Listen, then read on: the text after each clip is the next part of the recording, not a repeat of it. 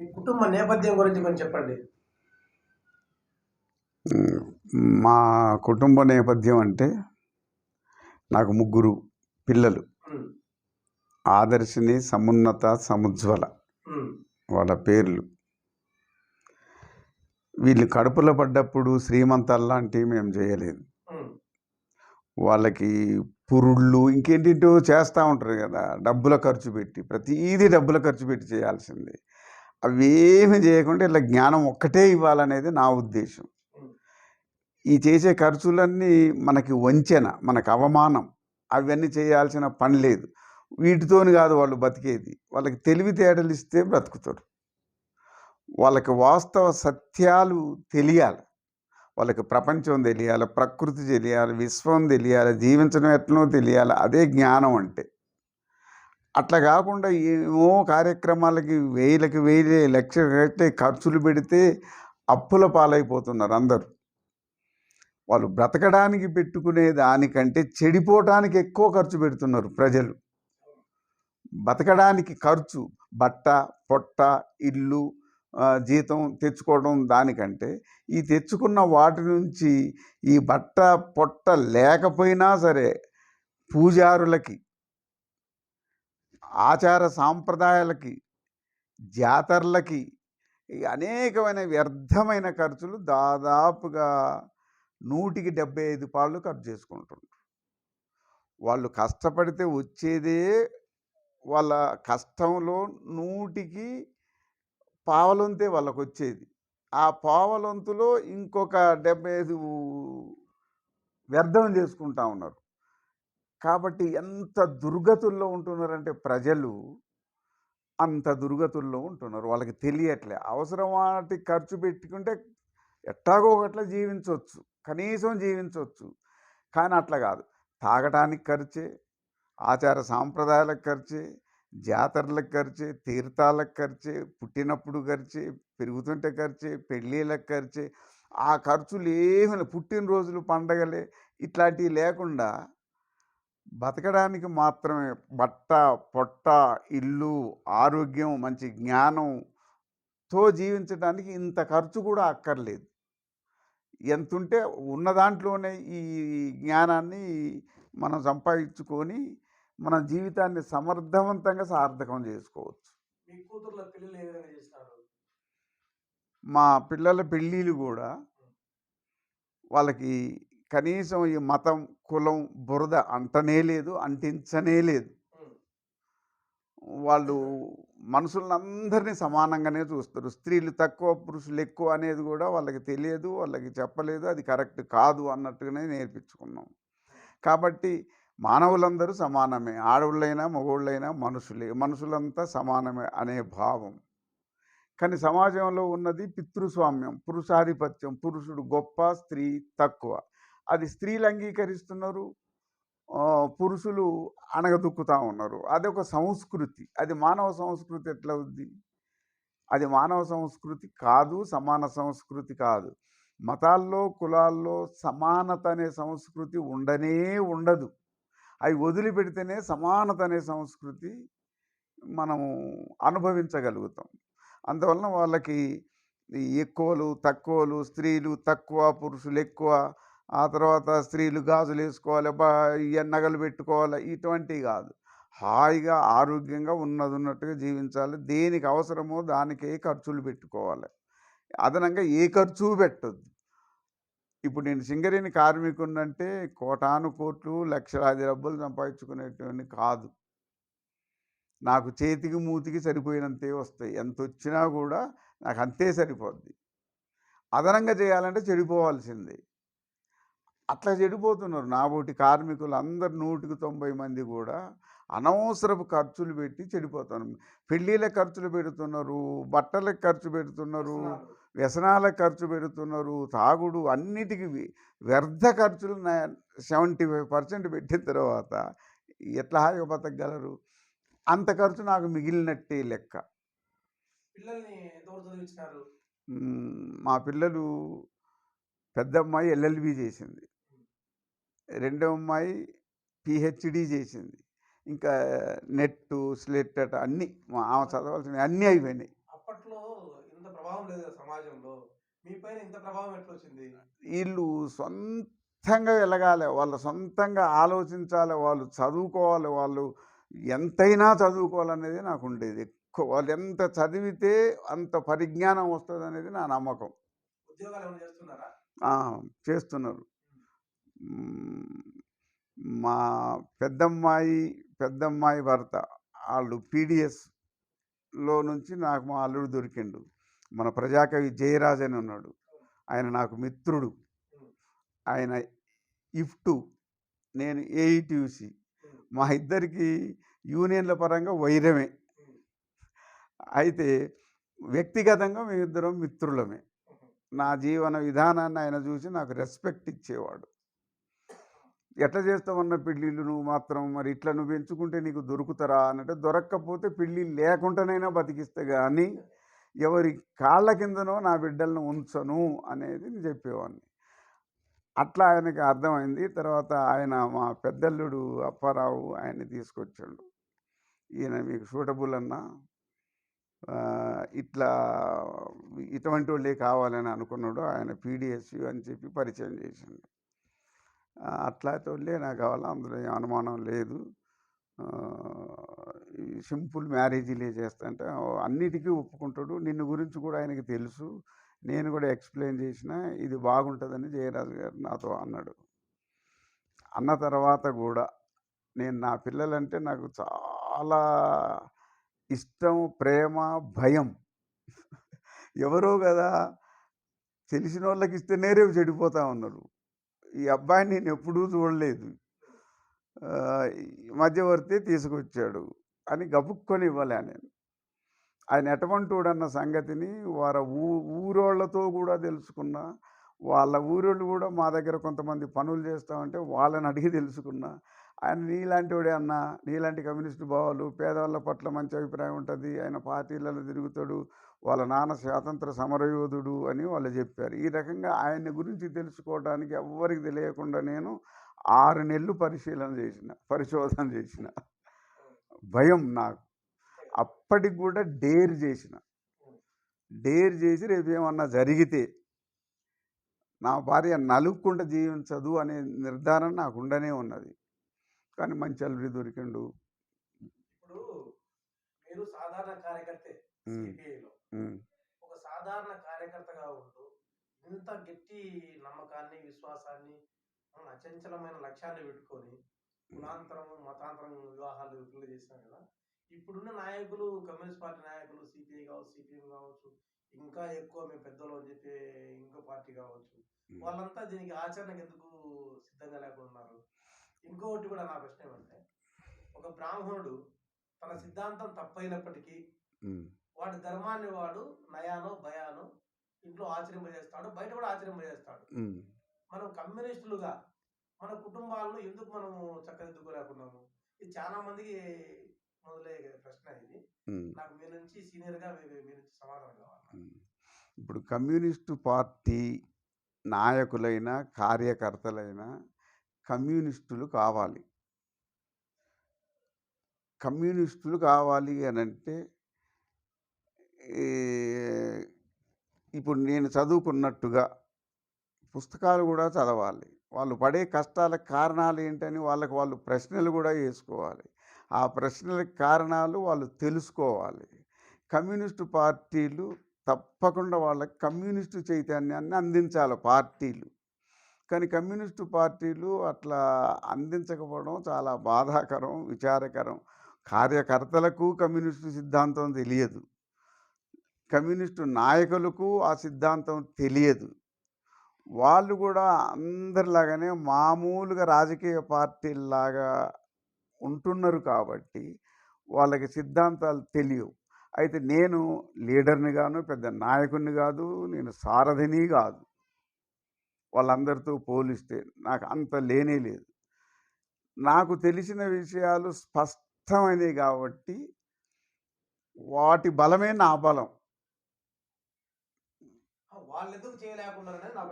వాళ్ళకి ఈ సిద్ధాంతం జీర్ణం కాలే, వాళ్ళ సిద్ధాంతాన్ని జీర్ణించుకోలే, వాళ్ళ సిద్ధాంతాన్ని తెలుసుకోలే, ఆ జీర్ణాన్ని వాళ్ళు అధ్యయనం చేయలేదు, వాళ్ళు చేయలేదు. మేము మాట్లాడుతున్నా ఉంటారు. స్వేచ్ఛ అనంటే ఏంటి స్వేచ్ఛ? అది ఎట్లా స్వేచ్ఛ? ఇప్పుడు మన పిల్లల్ని నేను కూడా స్వేచ్ఛే అంట. ఆ స్వేచ్ఛ ఏంటంటే, నా ఉద్దేశంలో స్వేచ్ఛ అంటే స్వచ్ఛంద క్రమశిక్షణ. తప్పనిసరి క్రమశిక్షణ అవసరమే మనుషులకి. ఆ క్రమశిక్షణ స్వచ్ఛందం. స్వచ్ఛందం అంటే ఏమిటి?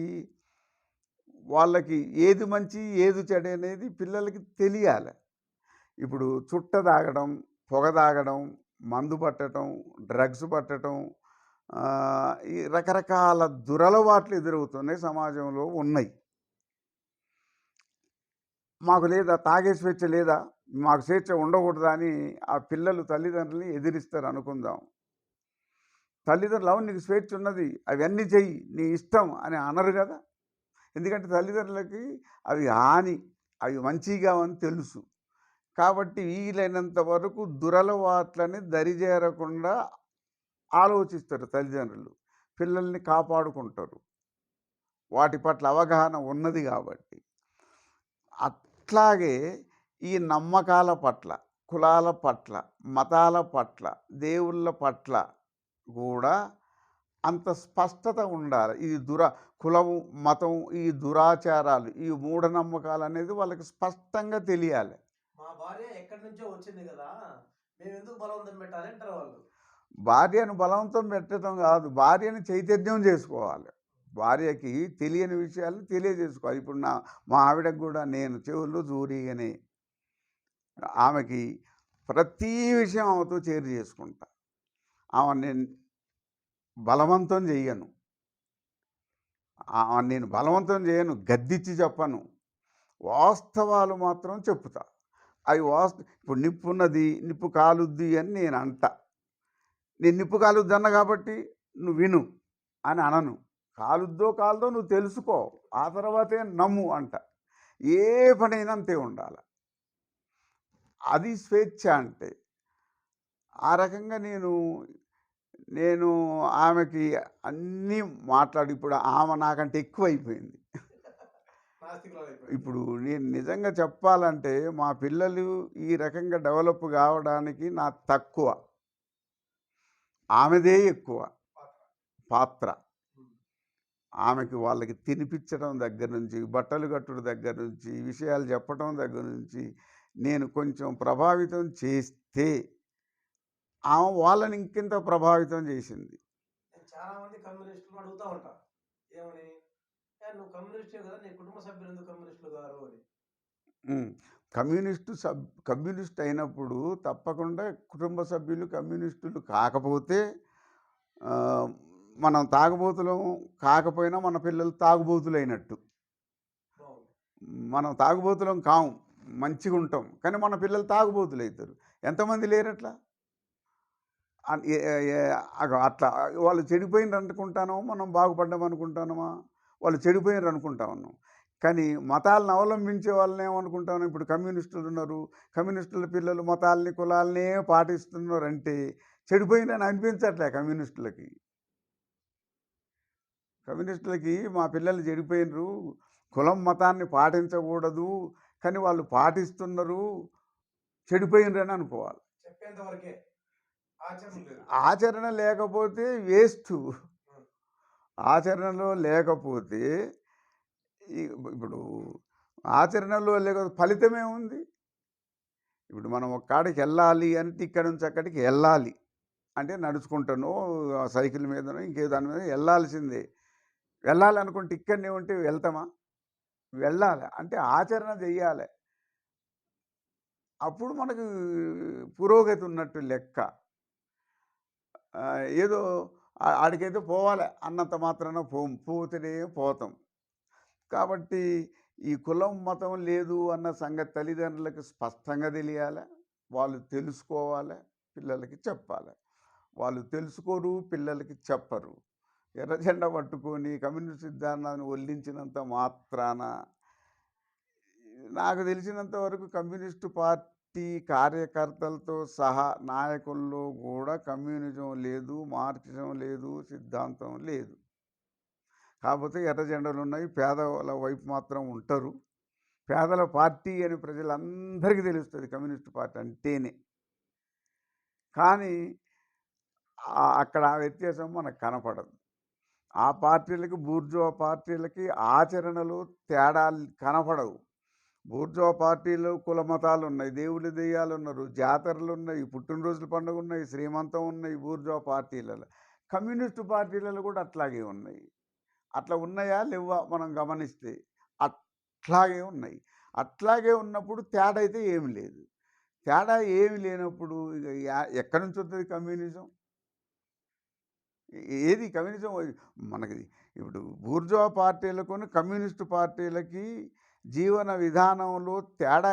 ఇప్పుడు మనం ఉన్నాం కమ్యూనిస్టు, నేను హేతువాదిని, కమ్యూనిస్టుని, నాస్తికుని, కులాలు లేవు మతాలు లేవు అంటున్నా. నేను అంటుంటే చాలామంది వింటున్నారు, నన్ను చూస్తున్నారు, గమనిస్తున్నారు, మాట్లాడుతున్నారు, గౌరవిస్తున్నారు, అన్నీ చేస్తున్నారు. వాళ్ళ దగ్గర బల్యం అంటే ఏంటి అంటే ఇటువంటోడు అని అంటారు వాళ్ళు. తప్పకుండా అంటారు, వాళ్ళు చూసేదే అంటారు.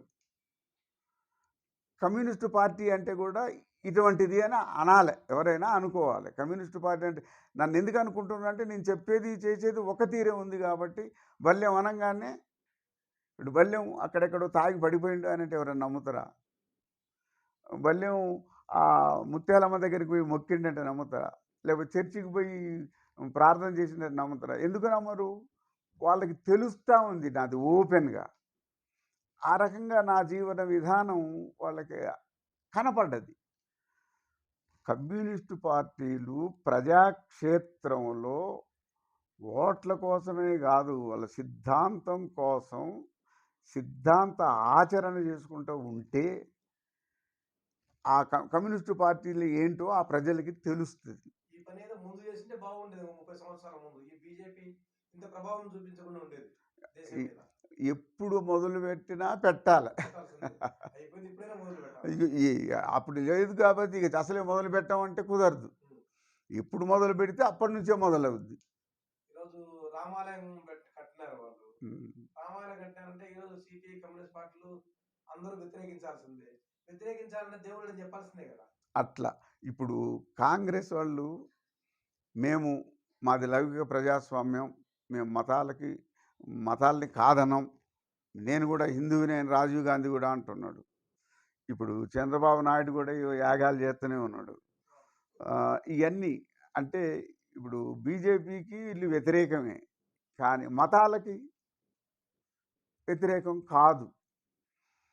మన ప్రజాస్వామ్యం ప్రకారంగా రాజ్యాంగం మత ప్రమేయము లేని రాజకీయ పార్టీలు కావాలని అంటుంది. మత ప్రమేయము లేని.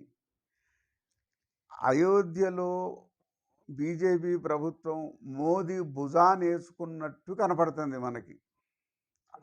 అయోధ్య పునర్నిర్మాణం కానీ, మొన్న ప్రాణ ప్రతిష్ఠ కానీ, ఇవన్నీ కూడా ప్రభుత్వమే చేసిందని మనకు అర్థమవుతుంది. అది ఎంత రాజ్యాంగ విరుద్ధం, రాజ్యాంగానికి బద్ధ విరుద్ధం అట్లా ఎవరు చేసినా. అయితే రాజీవ్ గాంధీ ఏమంటున్నాడు, రాహుల్ గాంధీ ఏమంటున్నాడు, మోదీ మతాన్ని వాడుకుంటున్నాడు కాబట్టి మేము మతాన్ని రాజకీయంగా వాడుకోము అని ఆయన అంటున్నాడు. అంత మాత్రమే కాదు కావాల్సింది, ఈయన కూడా శివలింగానికి ఇంకో ఏడు పోయి మొక్కుతున్నాడు అని. మతాన్ని అయితే కాదనట్లేదు రాజీవ్ గాంధీ కానీ ఇతర బీజేపీయేతర ప్రతిపక్ష పార్టీలు, కమ్యూనిస్టు పార్టీలతో సహా. కమ్యూనిస్టు పార్టీలు కూడా చెబుతున్నాయి, మేము దేవుళ్ళకి వ్యతిరేకం కాదు, కులాలకు మతాలకు వ్యతిరేకం కాదు, మేము కూడా పూజలు చేస్తాము, మా పిల్లల పెళ్ళిళ్ళు హిందూ మతంలోనే చేసుకున్నాము అని కమ్యూనిస్టు పార్టీలు కూడా చెబుతున్నాయి. కాంగ్రెస్ పార్టీలు కూడా చెబుతున్నాయి. ఈ బూర్జువా పార్టీలు ఒకదానికొకటి ప్రతిపక్షం, కానీ ప్రజాపక్షం ఎవరూ లేరు. కమ్యూనిస్టు పార్టీలు అనుకుందామంటే కమ్యూనిస్టు పార్టీలు కూడా ప్రజాపక్షం లేనట్టే లెక్క. కమ్యూనిస్టు పార్టీలు అయోధ్యలో అట్లా జరుగుతూ ఉంటే రాజ్యాంగానికి విరుద్ధంగా పార్లమెంటేరియన్ కమ్యూనిస్టు పార్టీలు ఆ దుర్మార్గ విధానానికి వ్యతిరేకంగా ఎన్ని ఉద్యమాలు తీయొచ్చు కమ్యూనిస్టు పార్టీలు. తీయలేదు, చప్పుడు దాకున్నారు అంటే ఏకీభవించినట్ట కాదా? అయోధ్య సంగతి ఆయన చేసింది ప్రజలకు నష్టమా లాభమా? అయోధ్యతో దేశ ప్రజలకు ఏంటి ప్రయోజనం? ఏం ప్రయోజనం లేదన్న సంగతి కమ్యూనిస్టులకు తెలుసా తెలియదా? కమ్యూనిస్టులు రాజ్యాంగ విరుద్ధంగా పోతా ఉంటే ఎందుకు మౌనంగా ఉన్నాయి? మిగతా పార్టీలు ఎట్లున్నాయి? సున్నితమైన అంటే అంశం అంటారు. అంటే మేము గనక విరుద్ధంగా పోతే ప్రజలందరూ మాకు దూరం అవుతారనేది వీళ్ళ అభిప్రాయం. 199 మంది మతాన్ని ఆచరించే వాళ్ళు ఉన్నారు కాబట్టి కాబట్టి మేము కూడా వాళ్ళని గౌరవిస్తాము. అది సున్నితమైన మరి బీజేపీ అనేది కూడా అంతే. ఉమ్, బీజేపీ ఇతర బూర్జువా పార్టీలు కూడా ప్రజల నమ్మకాలను బట్టి మేము నడుచుకుంటున్నామని చెప్తున్నారు. అవకాశవాదం. మరి దాన్ని ఏమంటాం? ఇంక అవకాశవాదం. ప్రజల నమ్మకాలను బట్టి నడుచుకుంటున్నామని వాళ్ళన్నట్టే, ప్రజల నమ్మకాలను బట్టి మేము నడుచుకుంటున్నామని కమ్యూనిస్టులంటే తేడా ఏముంది? ఇప్పుడు ప్రజల్లో ఉండి ఎట్లుండాలి? కమ్యూనిస్టు నీళ్ళల్లో చేపల్లాగా ఉండాలి. నీళ్ళల్లో చేపల్లాగా ఉండాలి, చచ్చిన చేపల్లాగా కాదు కదా. నీళ్ళల్లో చేపలు ఎట్లుంటాయి? ప్రవాహానికి ఎదురుపోతూ ఉంటాయి. వాటికి ప్రాణం ఉన్న చేపలు అవి. చిన్న పిల్లలైనా పెద్ద చేపలైనా చచ్చినవి కొట్టకపోతాయి, బతికినవి ఎదురుపోతాయి. ఇప్పుడు మనం ఉన్నాం, హేతువాదులు ఉన్నాం, హేతువాద కమ్యూనిస్టులు ఉన్నాం. కొట్టుకపోతాను రా ఎవరైనా కమ్యూనిస్టులు, హేతువాదులు, నాస్తికులు ఈ సమాజంలో కొట్టుకపోతున్నారా? కులం లేదంటే కులం లేదు, మతం లేదంటే మతం లేదు, దురాచారాలు వద్దనుకుంటే వద్దు అనుకొని ఈ నాస్తికులు, హేతువాదులు జీవిస్తున్నారా లేదా? జీవిస్తున్నప్పుడు వీళ్ళు ఎదురెక్కుతున్నట్టా లేదా ప్రవాహానికి? వీళ్ళకి ప్రాణం ఉన్నట్టా కాదా? కొట్టకపోతే ప్రాణం లేనట్టు. బూర్జువాలు కొట్టకపోతున్నారు, కమ్యూనిస్టు పార్టీ అనేవాళ్ళు కూడా కొట్టకపోతూ ఉన్నారు. నిన్న ఒక కుల నిర్మూలన సంఘము బాధ్యులు ఒక ఆయన నగేష్ బాబు చనిపోయాడు. చనిపోతే వాళ్ళ భార్యకు సంబంధించి ఆ గాజులు పూలు తీసే కార్యక్రమానికి కుల నిర్మూలన సంఘం వాళ్ళు పోయారు. మామూలు వర్ధన్ సభ అని వెళ్తే అక్కడ తంతు జరుగుతుంది. ఆ తంతును ఆపినారు. ఆపేసి వాళ్ళకు నిత్యంగా మళ్ళీ గాజులు, బొట్టు, కుంకుమ అని పెట్టేసినారు. అంటే మహిళలు కూడా తన శిక్ష తాను వేసుకుంటున్నారు. బయట నుంచి కొంచెం ప్రోత్సాహం ఇస్తే కనుక వాళ్ళు కూడా హర్షిస్తారు. దానికి మీ స్పందన ఏమంటారు? మహిళలకి వాస్తవంగా మేము బానిసలము అన్న సంగతి తెలియట్లే. ఈ గాజులు వేసుకోవటం వలన, పుస్తెలు కట్టుకోవటం వలన, వడ్లానం పెట్టుకోవటం వలన, చైన్లు వేసుకోవటం వలన, కాళ్ళకి కడియ, ఇవన్నీ కూడా మనం పశువులకి వేసిన బంధాలు లాంటి, కళ్యాలు లాంటి. లేకపోతే మగవాళ్ళకి లేనిది ఆడవాళ్ళకి ఎందుకు? గాజులు మగవాళ్ళు వేసుకోరు కదా. గాజులు ఎందుకు మగవాళ్ళు వేసుకోరు? ఎందుకు వేసుకోకూడదు? ఆడవాళ్ళే ఎందుకు వేసుకోవాలి? మగవాళ్ళని గాజులు వేసుకోమంటావా అన్నంత కోపం వస్తుంది వాళ్ళకి, వస్తుంది. అంటే మగవాళ్ళు గాజులు వేసుకోవద్దు, మరి ఆడవాళ్ళు కూడా ఎందుకు వేసుకోవాలో చెప్పాలి. ఆడవాళ్ళే వేసుకుంటారు గాజులు అంటే మగవాళ్ళు గాజులు వేసుకుంటే అవమానం. ఎంత అవమానం అంటే ఆడదాంతో సమానం. అంటే అర్థం ఏంటి? కుక్కతో సమానం, గాడిదతో సమానం, పిచ్చి కుక్కతో సమానం అన్నదానికంటే హీనం ఆడోళ్ళు అన్నమాట. మనకు ముఖ్యమంత్రులు, ప్రతిపక్షం వీళ్ళందరూ అంటారు మగోడంటే ఎట్లుండాలి?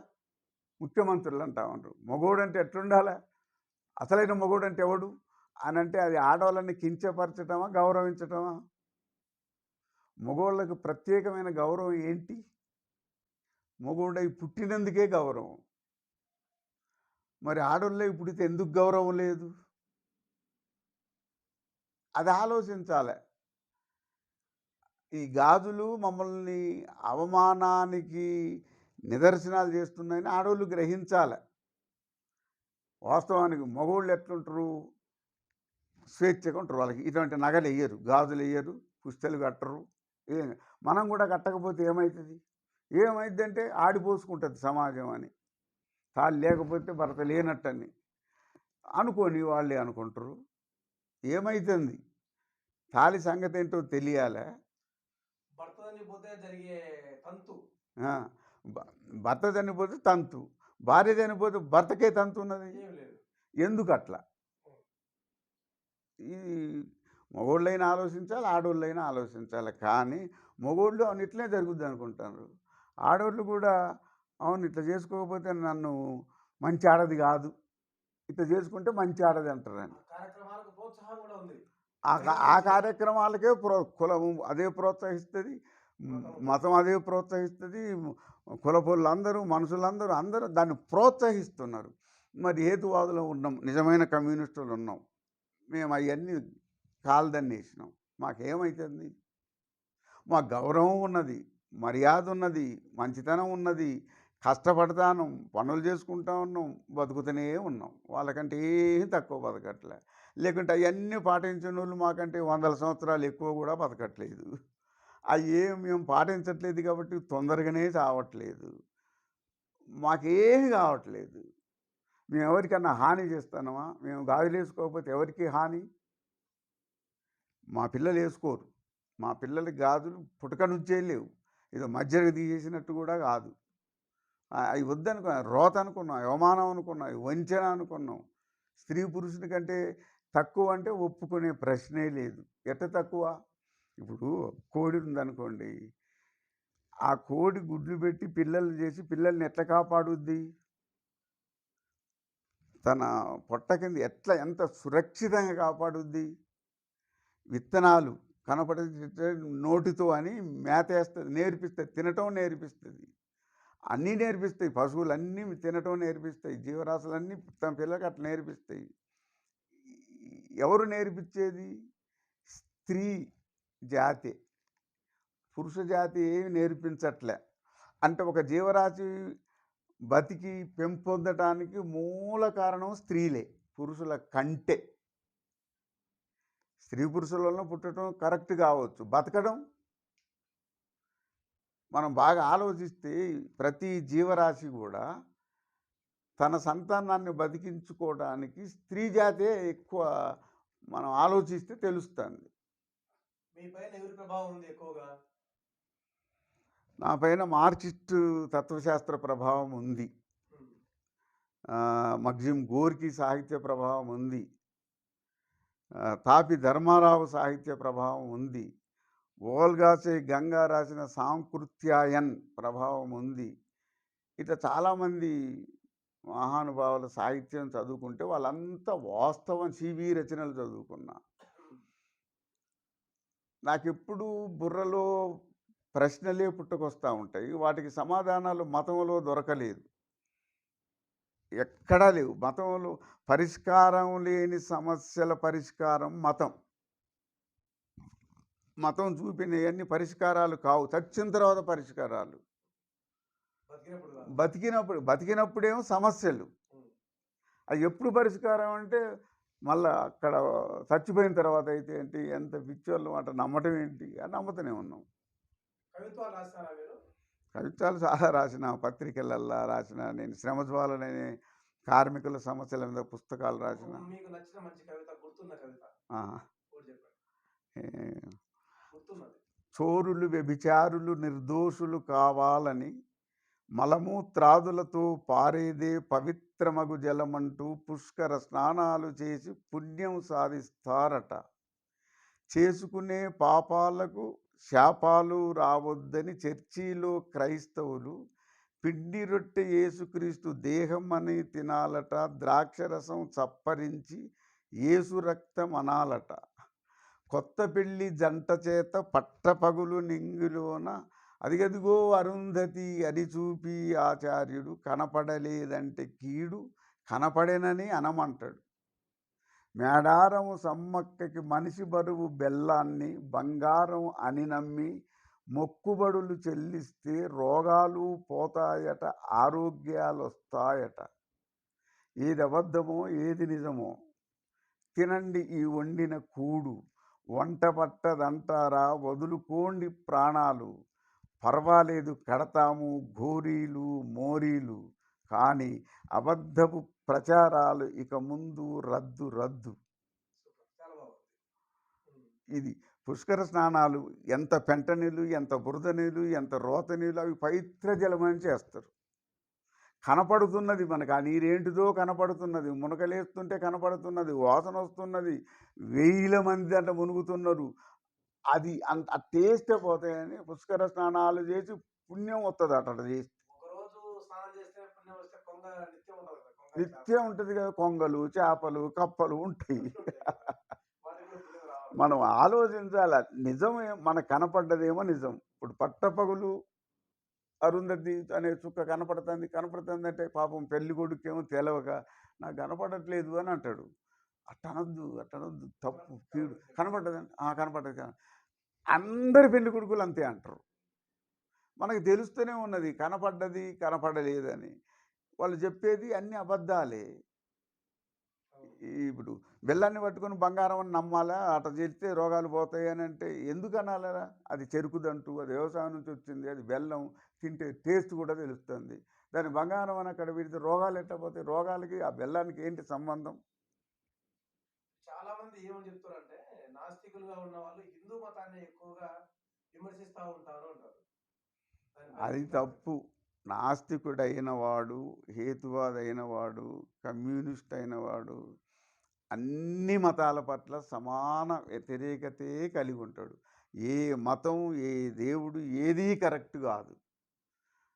ఇక వాళ్ళు అట్లా అంటున్నారు అనంటే వినేటోళ్ళు అట్లా అర్థం చేసుకోవటం తప్ప అది నిజం కాదు. అటువంటి నాస్తికులు కారు ఒకవేళ అట్లా చేస్తే. హిందూ నాస్తికుడు, క్రైస్తవ నాస్తికుడు ఉంటారా? నాస్తికుడు అంటే నే కరెక్ట్ మనిషి. ఇంకొక దేవుడిని అన్నాడు నాస్తికుడు కాదు కదా! ఇప్పుడు ఒక మతానికి ఇంకొక మతం ఒక క్రైస్తవుడు ఉంటే హిందూ మతానికి నాస్తికుడు. హిందూ మతంలో ఉన్నోడు క్రైస్తవ మతానికి నాస్తికుడు. వాస్తవానికి వీళ్ళిద్దరు నాస్తికుల మనం ఆలోచిస్తే కాదు. ఈ 2 కాదన్నోడు అసలైన నాస్తికుడు. ఇట్లా. ఇట్లా ఆలోచిస్తే మనం నిజంగానే ఎవరూ నమ్మట్లేదనే అర్థమవుతుంది. ఎవరూ నమ్మట్లేదు దేవుళ్ళని. హిందూ దేవుళ్ళని క్రైస్తవులు నమ్మరు, క్రైస్తవ దేవుళ్ళని హిందూ నమ్మరు, ముస్లిం దేవుళ్ళని ఇంకోళ్ళు నమ్మరు. అంటే ఎవరూ నమ్మట్లేదు, ఎవరూ నమ్మట్లేదు, ఎవరూ నమ్మట్లేదు. ఇప్పుడు ఈ నాస్తికత్వం చాలా మంచిది. ఉన్నతమైంది. హేతువాదం కావచ్చు, కమ్యూనిజం కావచ్చు. హ్మ్. జనంలోకి ఎందుకు చొచ్చుకొని పోలేకపోయింది? జనంలోకి ఎందుకు చొచ్చుకోపోలేదు అంటే, చొచ్చకపోయేటోళ్ళు లేరు. ఇప్పుడు చెప్పేటోళ్ళు లేరు. ఇప్పుడు కుటుంబంలో నేను చెవిలో జోరీగలాగా ఈ రకంగా చెప్పుకుంటూ ఉన్నా. ఏదో కొద్ది గొప్ప జనానికి కూడా చెప్పిన. కానీ కుటుంబానికి ఇచ్చినంత ప్రియారిటీ నేను సమాజంలో ఇయ్యటానికి నాకు తీరిక దొరకలే, బతకడానికి అవకాశం కూడా లేదు. సమాజం అట్లనే చేస్తది. ఆహ్, చెప్పేవాళ్ళు లేక కాదు, ఆ! వినేవాళ్ళు లేక జరిగింది. చెప్పేవాళ్ళు లేక కాదు. చెప్పేవాళ్ళున్నరు. వినేవాళ్ళు లేరు. వినేవాడు లేడు. ఆ వినేవాడికి తీరిక లేదు. ఒక రకంగా తీరిక లేదు. వాడి బుర్ర షార్ప్‌గా లేదు. వినటానికి సుముఖంగా లేరు ఆళ్ళు. అందువల్ల అట్లా జరుగుతా ఉంది. కాబట్టి ఎవరికి వాళ్ళు ప్రశ్నించుకొని, ఆ ప్రశ్నకి సమాధానం అన్వేషించాలే తప్ప, కులాల్లో, మతాల్లో, దేవుళ్ళో దొరికేది సమాధానం ఎట్లా అవుద్ది? పేదరిక నిర్మూలనకి శ్రమదోపిడి విధానమే కారణం అన్న సంగతి తెలిసి తీరాల్సిందే. పేదరికం పెంపొందడానికి శ్రమదోపిడే మూలం. రాత కాదు, గీత కాదు, ఏది కాదు. కానీ మన పాలకులు, రాజ్యం తప్పకుండా శ్రమదోపిడి విధానాన్నే అనుసరిస్తున్నాయి. 100% అనుసరిస్తున్నాయి. ప్రభుత్వాలు మారుతున్నాయి కానీ, ప్రభుత్వాల విధానాలు మారటం లేదు. రూపం మారుతున్నది కానీ, సారం మారటం లేదు. మనకు స్వాతంత్రం రాకముందు దోపిడి ఉన్నది. స్వాతంత్రం వచ్చిన తర్వాత దోపిడి ఉన్నది. కాంగ్రెస్ ప్రభుత్వం ఉన్నప్పుడు దోపిడి వచ్చిన్నది. జనతా ప్రభుత్వం వచ్చినప్పుడు దోపిడీ అయింది. ఈ రకంగా ప్రభుత్వాలు మారినా దోపిడి మాత్రం పోలేదు. పోలేదు అంటే అర్థం ఏంటి? జబ్బెక్కడుందో దానికి తగ్గ మందు కుదరట్లేదు. జబ్బొకటి, మందొకటి అయితుంది. జనాలు అడిగేది ఏమంటే, మీరు ఎంతవరకు చదువుకున్నారు? నేను హై స్కూల్ వరకే హై స్కూల్ చదువుకున్నాను. చదువుకున్నారు. హ్మ్. ఇస్రో సైంటిస్టులు కూడా హ్మ్. బీటెక్‌లు, ఎంటెక్‌లు అన్నీ చేసి, ఆ నైపుణ్యం అంతా సాధించి, హ్మ్. ఒక రాకెట్‌ని తయారు చేసి, హ్మ్. ఈరోజు సెల్లులు కావచ్చు, టీవీ కావచ్చు, ఇతర అన్ని టెక్నాలజీ అంతా కావచ్చు, ఆ రాకెట్ల ద్వారా పంపేవాళ్ళు కూడా నమూనాను తీసుకొని పోయి తిరుపతి చెంగాలమ్మ దేవాలయంలో, తిరుపతిలో పెట్టి పూజ చేస్తున్నారు. హ్మ్. ఒక హై స్కూల్ నుండి వచ్చి మీరు చెప్తే మేము ఎట్లా వినాలి? సైంటిస్టులు కన్నా మీరు గొప్ప వాళ్ళ అంటున్నారు. అంటున్నారు. మనం సైంటిస్టులను గొప్పవాళ్ళు అంటున్నాం. ఎందుకనంటే వాళ్ళు ఇటువంటి వ్యోమగాలు నడిపించే టెక్నాలజీ ఉన్న మహానుభావులు గొప్పవాళ్ళు అనుకుంటున్నాం.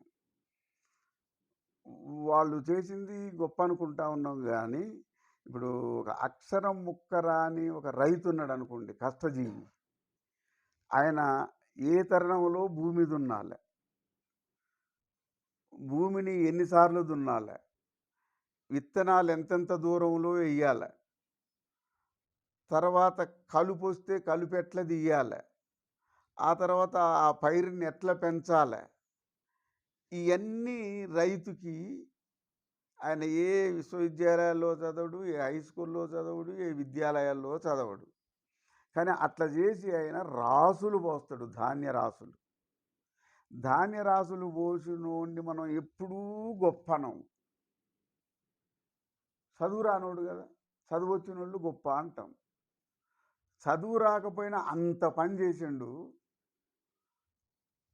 అదంతా తెలివే కాదా? విత్తనాలు కానీ, విత్తనాలని ఎన్నుకోవటం కానీ, విత్తనాలని దూరం వేయటం కానీ, ఇదంతా ఆయన విజ్ఞానమే. అంత చేసిన రైతు, ఆ నిరక్షరాస్యుడు, ఈ పంట పండిన తర్వాత ఈ రాయినో రాసి మీద పెట్టి కొబ్బరికాయో కోడినో కోస్తాడు. అంటే తన కృషిని తాను గుర్తించట్లేదు. ఇది నా కృషి కాదు, ఇది దేవుడు చేశాడు అని అనుకుంటున్నాడు ఆయన. ఆయన చేసిందంతా ఆయనే, రైతే చేసిండు. తను చేసింది తానే ఎరగట్లేదు. Same to same scientist. ఆయన చేసే యంత్రాలు, ఉపగ్రహాలు ఆయనే చేసిండు. ఇట్లనే రైతులాగానే చేసిండు, రైతులాగానే అది ఉపయోగించిండు. కానీ ఆయన ఏమనుకున్నాడు, వెంకటేశ్వర స్వామి దగ్గర నమూనా పెట్టి మొక్కితే ఇది వెంకటేశ్వర స్వామి వల్లనే అయిందని ఆయన అనుకుంటాడు. ఈ అక్షరం ముక్కరాని రైతుకి, ఇంత కృషి చేసి ఇంత పంట పండించిన రైతుకి, ఇంత విశ్వవిద్యాలయంలో చదువుకున్న ఈ కృషి చేసిన ఈ సైంటిస్ట్కి ఆయన కృషిని ఆయన గుర్తించలేదు, వీళ్ళ కృషిని వీళ్ళు గుర్తించలేదు. వీళ్ళిద్దరు సమానమే అని నాకు అనిపిస్తుంది. వీళ్ళ వెనకాల ఉన్నది మతం, వీళ్ళ వెనకాల ఉన్నది దైవం. ఆ దైవం మతం మత్తు వలన నిజాలని వాళ్ళు వీళ్ళు గుర్తించట్లేదు, వాళ్ళు గుర్తించట్లేదు.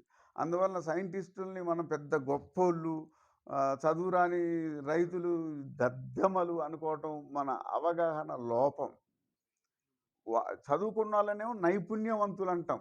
ఇప్పుడు నేను కార్మికుడిని, నేను శరీర కష్టం చేసిన, మా కష్టాన్ని చట్ట ప్రకారంగా స్కిల్ వర్క్ అనరు, అన్స్కిల్లే అంటారు.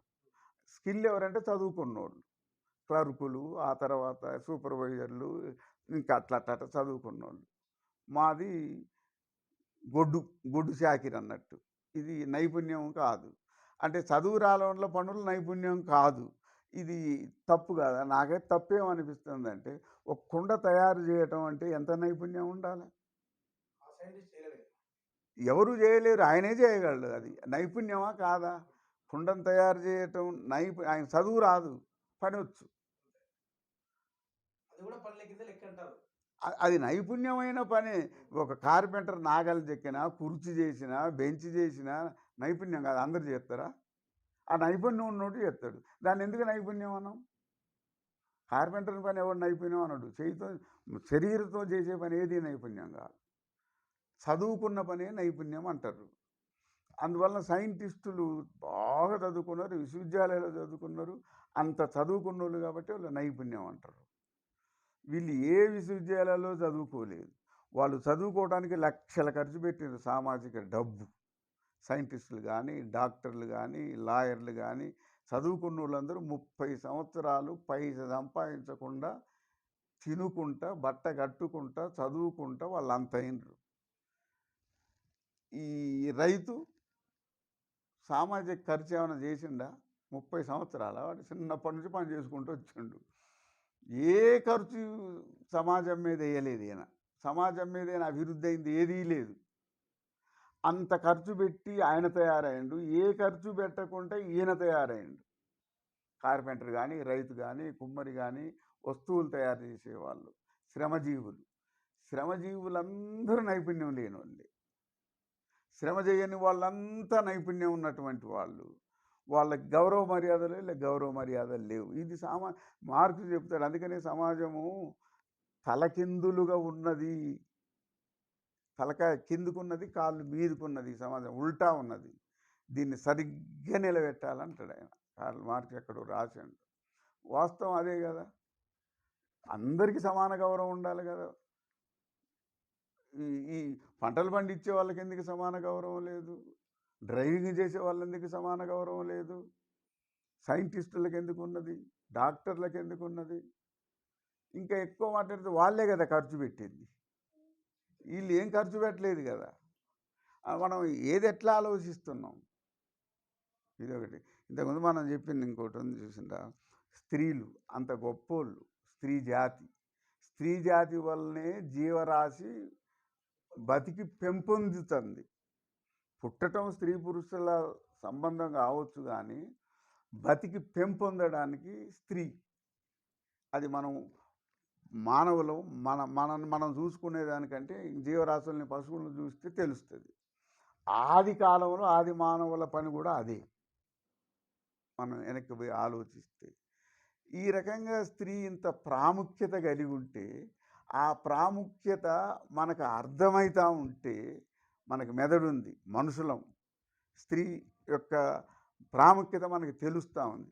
అంత ప్రాముఖ్యత ఉన్న స్త్రీని గాజులేసి, నగలేసి, అవమానించి, నీ స్త్రీని అనుకున్నావా, నేను ఆడదాన్నా, నేను గాజులేసుకున్నానా, మగవాణ్ణి, మీసం ఉన్నది అని అంటారు. ఇది ఎంతవరకు నిజం? స్త్రీలు కూడా దాన్ని అంగీకరిస్తున్నారు. సరే, ఎవరు మామూలు మనుషులు అనుడు కాదు, మంత్రులు, ముఖ్యమంత్రులు, ప్రతిపక్ష నాయకులు, చదువుకుండు వధువురానులందరూ. ఇది స్త్రీలు నిజాయితీగా నిజాన్ని ఆలోచిస్తే వాళ్ళకి తెలుస్తుంది. పురుషులు కూడా ఏదైనా నిజాన్ని నిజంగా ఆలోచిస్తే అందరికీ అన్నీ తెలుస్తాయి. అందువల్ల మేము మా పిల్లలకి నగలనే వాటిని దరి చేరనీయలేదు. ఆఖరుగా ఈ సమాజం పట్ల, ఈ సమాజం కోసం ఒక హేతువాదిగా, ఒక కమ్యూనిస్టుగా మీరు ఏం సందేశం ఇవ్వదలుచుకున్నారు? నేను నా జీవితం కూడా ఒక సందేశమే. నేను అందరిలాగానే ఉంటా, అందరి మధ్యనే ఉంటా, కానీ నా విధానాలు ఇరుగు పొరుగులకు తెలుస్తుంది. నేను అడిగేసిన ప్రతి చోట నేనేంటిదో తెలుస్తూ ఉంటుంది. అందువల్ల ప్రతి ఒక్కళ్ళు కూడా పుస్తకాలు చదవాల్సిందే. అందులో మనం సెలెక్ట్ చేసుకోవాలి ఆ పుస్తకాలు, ఏం పుస్తకాలు అనేవి. ఇప్పుడు తాపి ధర్మారావు చారిత్రక పుస్తకాలు, ఊహాజనిత పుస్తకాలు కాదు.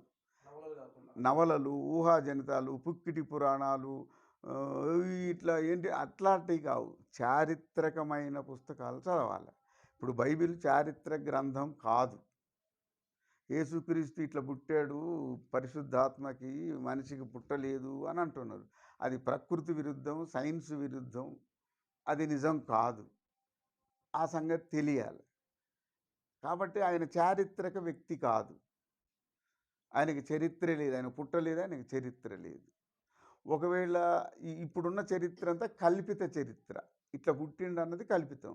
రాముడైనా అంతే, పాయసానికి పుట్టిండని ఒకళ్ళు, పవిత్ర ఆత్మకు పుట్టిండని ఒకళ్ళు. యేసుక్రీస్తు సమాధి.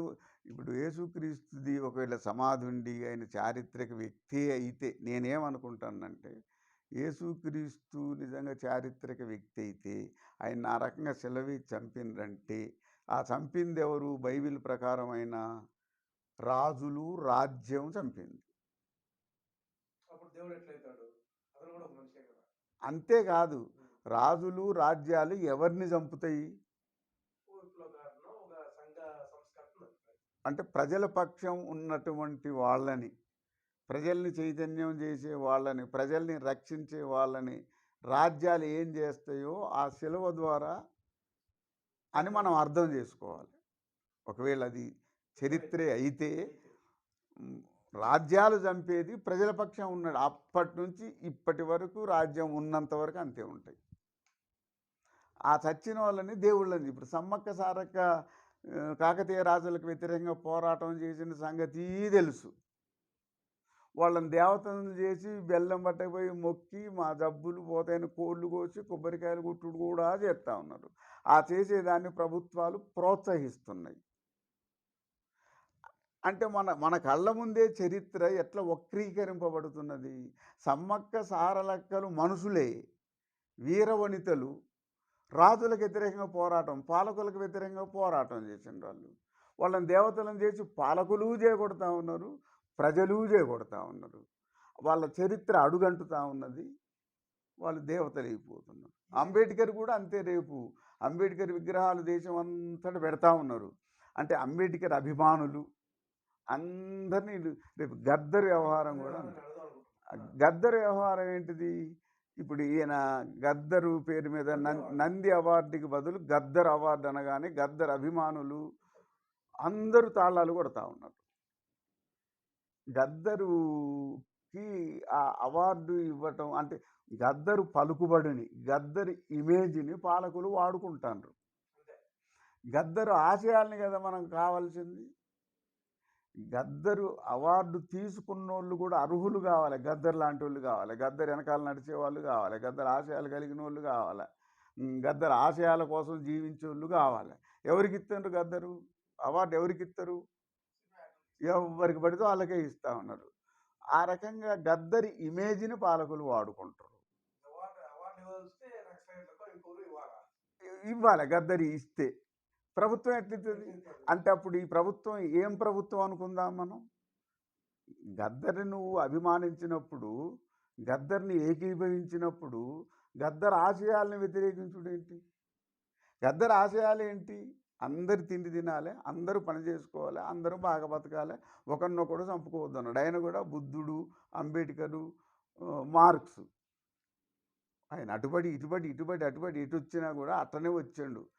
చివరి దశలో నాకు కూడా తప్పెటడుగు వేసినట్టున్నది. సమతామూర్తి చనిపోవటం, భద్రాచలం పోయి అది పెట్టుకోవటం, మళ్ళీ ఈ నారాయణ మన సిపిఐలు పోయినట్టే ఆయన చేసింది కొంచెం ఇబ్బందికరమే. కానీ ఆయన జీవితంలో 75% ప్రజల కోసమే ఉన్నాడు, ఒప్పుకోవాల్సిందే. అందుకోసమే వీళ్ళు గద్దర్ అవార్డు అంటున్నారు. సమతామూర్తి దగ్గరికి పోయినందుకు కాదు. ఆయన పాటలకు పాడుకుంటూ ప్రజల్లో చాలా ప్రఖ్యాతిగాంచండు. అంత ప్రఖ్యాతిమంతుడు కాబట్టి ఆయన్ని మనం హస్తగతం చేసుకోవాలి. ఆ రకంగా ఈ మేధావులు, గద్దరు అభిమానులు, వామపక్ష భావాలు ఉన్నోళ్ళు కూడా మీటింగులు పెట్టి ఇది సముచితమే, ప్రభుత్వం ఈ మాత్రం చేయడం సముచితమే అంటారు. అది ఎట్లా సముచితమైంది? గద్దర్ విగ్రహం పెడతారు, సాకల ఐలమ్మ విగ్రహం పెడతారు, కొమరం భీం విగ్రహం పెడతారు, వీళ్ళందరినీ దేవుళ్ళు అంటారు, వాళ్ళకి పూజలు చేస్తారు, పూలదండలు వేస్తారు. ఇక ఏమొద్ది ప్రజలకి? లాభం ఏంటి ప్రజలకి? ఇక సాకల ఐలమ్మ చేసిన పని ఏంటో చెప్పవా? కొమరం భీము ఏం చేసిండో చెప్పవా? కొమరం భీముని మేము కూడా ఎక్కిపిస్తామని పాలకులండ్రి, ప్రజలండ్రి. సాకల ఐలమ్మని పాలకులు చేకొట్టిరి, ప్రజలు చేకొట్టిరి. వాళ్ళు ఎవరి కోసం పోరాడారు, ఎందుకు పోరాడారు, వాళ్ళ చరిత్ర ఏమిటి, వాళ్ళ మీద నీకు ప్రేమ ఉంటే వాళ్ళ ఆశయాలను అమలు చేయాలి కదా. ఇట్లా పాలకులు ఎప్పుడూ చేయట్లేదు. ఒకటి యేసుక్రీస్తుని కూడా అట్టనే చేసి ఉంటారు. కాబట్టి యేసుక్రీస్తు మీద అభిమానం ఉన్న వాళ్ళందరూ భక్తులుగా మారి పాలకులు చెప్పిందే వింటున్నారు. పాలకులు ఏం చెప్పిండ్రు? ఇప్పుడు యేసుక్రీస్తు పుట్టి 2024 సంవత్సరం అని అయినప్పటికీ మనం పుట్టింది ఇప్పుడు, ఆయన పుట్టింది కొన్ని 2000 సంవత్సరాల క్రితం. ఇప్పుడు క్రైస్తవులందరూ కూడా నేను పాపిని, నిన్ను సెలవేసినా, నిన్ను చంపిన పాపిని అని చర్చిలకు పోయి ఎడుతున్నారు. పాపం దుఃఖం కూడా వస్తుంది వాళ్ళకి. యేసుక్రీస్తుని నేను చంపినా అని ఈ భక్తులు ఎట్లా అనుకుంటున్నారు? వీళ్ళు పుట్టింది ఎప్పుడు, ఆయన చచ్చింది ఎప్పుడు, వీళ్ళు ఎట్ట పాపి అయినరు అంటే మళ్ళీ ఇంకోటి చెబుతాడు, పాపంతోనే పుట్టిండ్రు, సృష్టి కార్యమే పాపం అంటున్నారు. సృష్టి కార్యమే పాపం అంటే సకల జీవరాశులు ఎట్లా పుడతాయి మరి? ప్రకృతి అభివృద్ధి ఏమిటి, ప్రగతిశీలత ఏమిటి, అనంత విశ్వం ఎట్లా అభివృద్ధి అవుతుంది? ఇదంతా విరుద్ధమైన, ప్రకృతికి విరుద్ధమైన మాటలు కావా? ఈ నిజాలు ప్రజలు అర్థం చేసుకోవాలి. ఈ నిజాలని ప్రజలు అధ్యయనం చేయాలి. పాలకులు చెప్పేటియన్నీ మోసపూరితం అనుకోవాలి. మతాలు చెప్పేటియన్నీ మోసపూరితం అనుకోవాలి. దేవుళ్ళు అంటేనే మోసం అనుకోవాలి. నిజాలు మనకి తెలిసిన నిజాలే నిజాలు. తెలిసిన వాటిని నువ్వు ఇంకెంత తెలుసుకుంటే అంత తెలుస్తానే ఉంటాయి. అప్పుడు మనకి విశ్వ పరిణామం తెలుస్తుంది. విశ్వ ఆవిర్భావం తెలుస్తుంది. సమాజం తెలుస్తుంది. సమాజ పరిణామాలు తెలుస్తాయి. సమాజం ఏ లైన్‌లో పరిపక్వత చెందాలి ఇవన్నీ మనకు తెలిసినా కొద్దీ సమాజం నడుస్తది. ఆదిమ కమ్యూనిజం నుంచి ఆటవిక మానవుడి దగ్గర నుంచి ఆధునికం వరకు గూడా మనం అప్పుడెప్పుడో ఉరుములు, మెరుపులు, భూకంపాలు, వరదలు తెలియక అప్పుడెప్పుడో కొన్ని వందల వేల ఆది మానవుడు భయపడి ఈ ఎవరో మమ్మల్ని ఇట్ట చేస్తారని భయపడితే ఆ భయం ఇప్పటికీ ఉన్నది. ఇప్పుడు ఈ సైన్స్ ఇప్పుడు భూమి ఎందుకు కంపిస్తుందో తెలుసు. వరదలు ఎట్లొస్తున్నాయో తెలుసు. ఎట్లా తప్పించుకోవాలనో తెలుసు. మెరుపు ఎట్లొస్తుందో తెలుసు. ఉరుములు ఎట్లా ఉరుముతున్నాయో తెలుసు. పిడుగు పడకుండా ఏం చేయాలో తెలుసు. ఇంత తెలిసినప్పుడు కూడా అప్పటి భయమే ఉన్నది. కారణాలన్నీ తెలుస్తూనే ఉన్నాయి. మెదడు పనిచేయడం సరిగ్గా. ఇప్పుడు కారణాలు తెలియనప్పుడు భయపడ్డం అంటే అర్థం ఉన్నది. కారణాలు తెలిసిన తర్వాత కూడా భయపడుతున్నావు అంటే నీకు తెలిసిందా తెలవలేదా? ప్రజలు ఇట్లా ఆలోచిస్తే తెలిసిపోద్ది కదా ఏదైనా. ఇప్పుడు సైంటిస్టులని చెప్పొచ్చు కదా ఉరుములు ఎందుకు వస్తాయి అంటే చెప్తూనే ఉన్నారు. కానీ మన విద్యా వ్యవస్థల్లో ఆ బోధ లేదు కదా ఎక్కువ.